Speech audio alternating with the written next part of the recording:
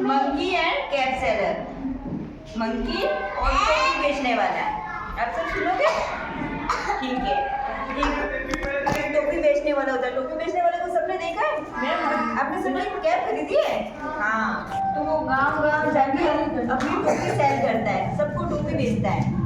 Okay, तो वो है ना, जब वो दूसरे गांव जाता है ना, तब उसके पास गाड़ी नहीं होती है, वो पैदल पैदल जाता है और उसके रास्ते में एक बहुत बड़ा जंगल आता है, बहुत बड़ा जंगल आता है। पर वो दूसरे टोपी बेचने वाला ना अपनी सारी टोपियां बंद करके फिर दूसरे गांव टोपी बेचने के लिए गया। वो चलते चलते चलते चलते थक गया तो फिर उसने क्या, उसको नींद आने लगी और भूख भी लगने लगी, प्यास भी लगने लगी। तो उसने एक बहुत बड़ा पेड़ देखा, पेड़ के नीचे बैठ गया और बैठ के खाना खाया। फिर पानी पी के उसको नींद आ गई। खाना खाने के बाद सबको नींद आती है, तो उसको भी नींद आने लगी। जब वो नींद में सो रहा था तो उस पेड़ के ऊपर बहुत सारे मंकी रहते थे, बहुत सारे बंदर रहते थे।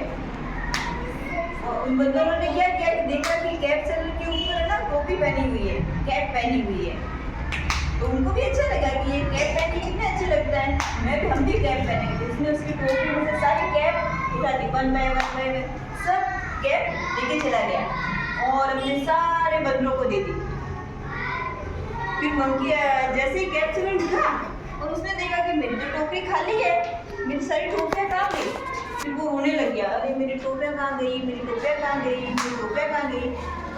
जब उसने ऊपर देखा तो सारी टोपियाँ मंकी पहन के बैठे थे, बहुत सारे मंकी थे, उसमें सारे लोग टोपियाँ पहन के बैठे थे। है ना, क्या किया कि है ना, मंकी को बोला कि मेरी टोपी वापस दे दो। तो मंकी ने कहा नहीं, मैं तो टोपी नहीं दूंगा। फिर उसको आइडिया आया कि मंकी है ना, जैसे अपन करते हैं वैसे वैसा मंकी भी करता है। तो उसने अपनी कैप ली, ऊपर किया तो सब मंकी ने ऊपर की, फिर वापस कैप लगाई तो सब मंकी ने लगे, फिर वापस ऊपर की तो सबने की। फिर उसने ऊपर करके ऐसे जमीन पे फेंक दी तो सारे मंकी ने कैप जमीन पे फेंक दी और कैप सेलर ने फटाफट सारी कैप को शामिल किया, टोकरी में डाला और दूसरे गांव चला गया। ओके, सबको अच्छी लगी?